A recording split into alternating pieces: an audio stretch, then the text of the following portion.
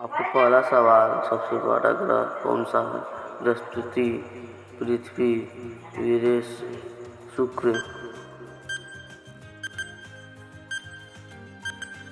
आपका सही जवाब बृहस्पति। अभिलाष धारा किस महासागर में बनती है? प्रशांत महासागर, हिंद महासागर, कर्नाटक महासागर, आने।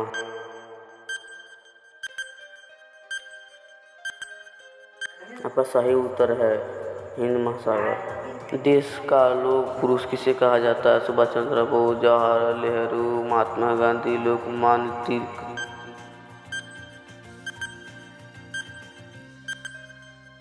आपका सही जवाब सुभाष चंद्र बोस।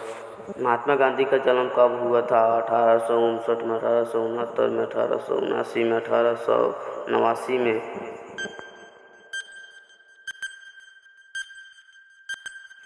आपका सही उत्तर 1869 में।